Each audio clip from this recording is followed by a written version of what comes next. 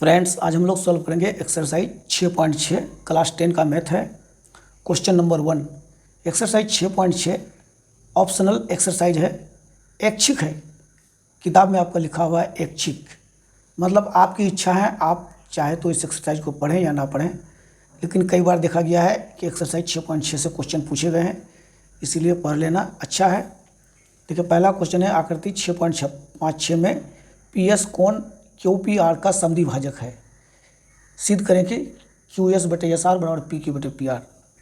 त्रिभुज P Q R में P S कोण क्यू पी आर का समद्विभाजक है। इसका मतलब ये दोनों कोण बराबर है, दिया हुआ है। देखिए, पी क्यू आर में पी एस कोण क्यू पी आर का समद्विभाजक है, ये दोनों कोण बराबर है। तो सिद्ध करना क्या है, क्यू एस बटे एस आर। देखिए यहाँ पर क्यू एस बटे एस आर बराबर पी क्यू बटे पी आर। देखिए, सिद्ध करना है, यहाँ से स्पष्ट हो जाता है कि यदि हम त्रिभुज पी क्यू एस और त्रिभुज पी एस आर को सिमिलर यानी समरूप सिद्ध कर दें तो ये रेशियो हम आसानी से ला सकते हैं। लेकिन आप ये भी जानते हैं कि दो त्रिभुज को समरूप सिद्ध करने के लिए क्या क्या चीज़ की ज़रूरत होती है। देखिए, यहाँ पर हमारे पास कोण क्यू पी एस और कोण एस पी आर, ये दो कोण ही केवल बराबर दिया हुआ है। और कोई एक कोण को यदि हम दोनों त्रिभुज में बराबर कर दें तो दोनों त्रिभुज सिमिलर हो जाएगा। लेकिन हमारे पास और कोई ऑप्शन नहीं है। जब कोई ऑप्शन नहीं है तो जाहिर सी बात है, इसमें हमें एक रचना करना होगा। एस पी के समांतर आर से एक रेखा खींचा जो बढ़ाई गई रेखा क्यू पी को टी पर प्रतिच्छेद करता है। देखिए, इस तरह से हमने यहाँ पर लिख दिया है। अब हमारे पास त्रिभुज बना क्या, T Q R. T Q R, ये इस त्रिभुज पर अब हम लोग गौर करेंगे। अब ये पी क्यू आर को अभी ध्यान बना दें। आप सबसे पहले देखें क्या त्रिभुज टी क्यू आर। चलिए, आप प्रमाण में हम चलते हैं।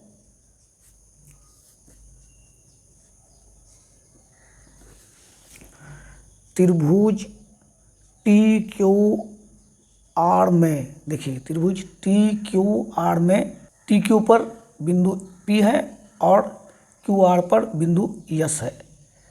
अच्छा, और ये दोनों पी एस और टी एस समांतर है। पी एस समांतर टी आर।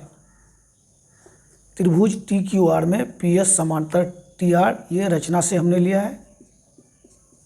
क्योंकि समांतर हमने आर टी को खिंचाई है तो समांतर ही होगा।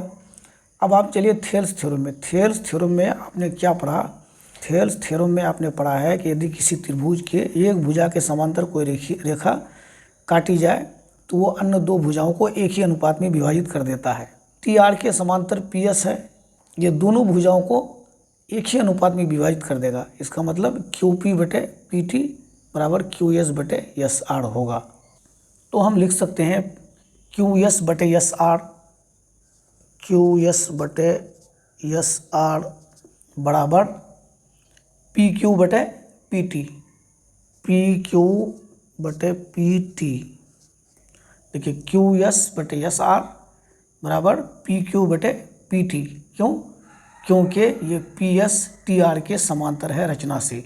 यहाँ आप लिख सकते हैं थेल्स थ्योरम से। थेल्स थ्योरम से, प्रमेय से ऐसा हो जाएगा।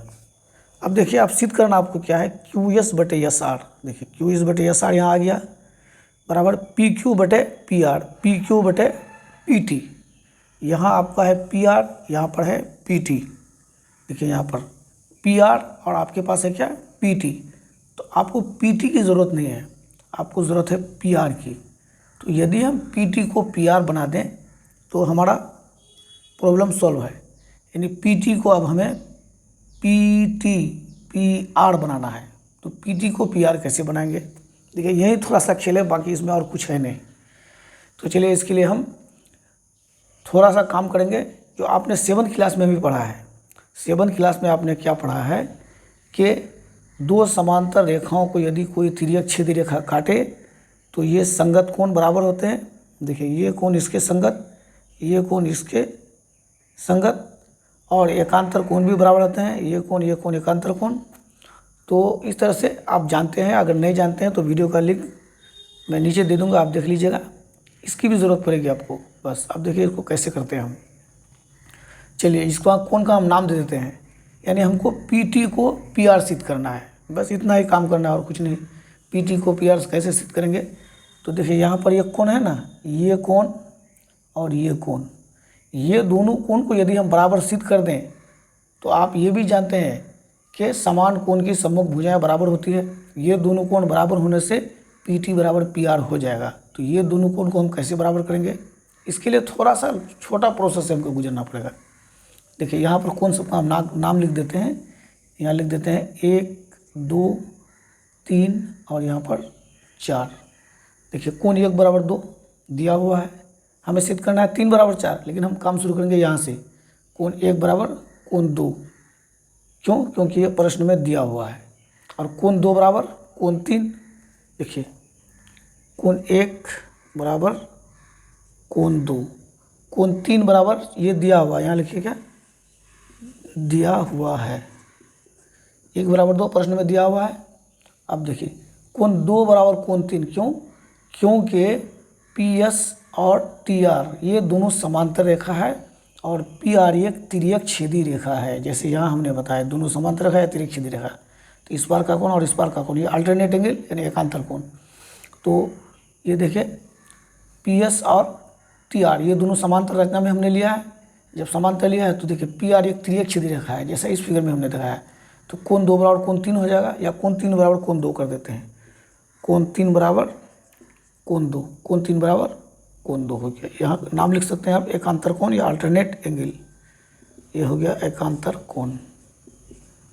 चलिए ये दोनों जब कोण 1 2 के बराबर है, कोण 3 भी 2 के बराबर है, इसलिए हम कर सकते हैं क्या कोण 1 बराबर कोण 3। चलिए ये दोनों समीकरण से कोण 1 बराबर कोण 3 हो गया, कोण 1 बराबर कोण 3 हो गया।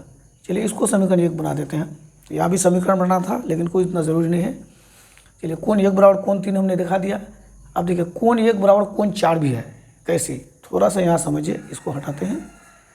देखिए दो रेखा समांतर हो, ये तिर्यक छेदी रेखा हो, तो संगत कोण बराबर होते हैं। देखिए ये कोण और ये कोण संगत कोण। तो चलिए कोण 1 और कोण 4 ये दोनों बराबर होगा, ये दोनों संगत कोण होगा।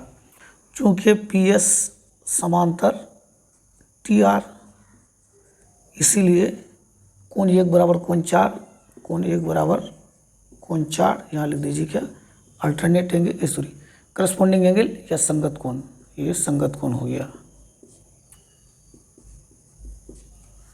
देखिए संगत कोण हो गया। कोण 1 और कोण 4 देखिए समांतर रेखा के ये भी ऊपर है और समांतर रेखा के कोण 1 भी ऊपर है, और दोनों एक ही साइड है, यानी तिर्यक छेदी रेखा के दाहिने साइड में दोनों है। तो इसलिए दोनों को संगत कोण कहा जाता है, कोण 1 बराबर कोण 4। चलिए इसको समीकरण हम 2 बना देते हैं। समीकरण 1 और 2 से देखिए कोण 1 बराबर कोण 3 और कोण 1 बराबर कोण 4, तो कोण 3 बराबर कोण 4 हुआ कि नहीं। इसीलिए समीकरण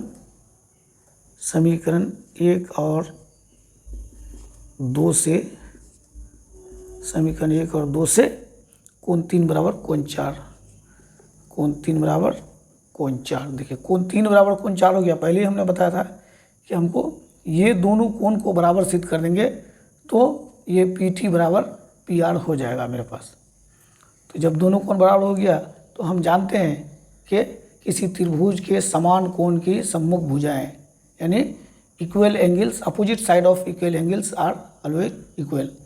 तो ये PT बराबर PR अब हम कर लिख सकते हैं, इसीलिए PT बराबर PR।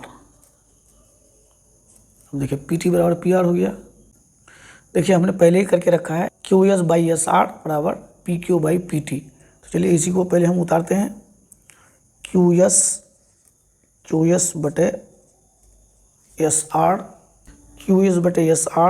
बराबर PQ/PT, ये हमने पहले ही सिद्ध करके रखा है। अब हम क्या करेंगे, PT को हटा के उसकी जगह हम PR रख देते हैं, इसलिए हम इसको लिख सकते हैं क्या QS/SR बराबर PQ/PT नहीं लिख करके अब हम क्या लिख देंगे PR लिख देंगे। यही हमको प्रूफ करना था, ये प्रूफ हो गया।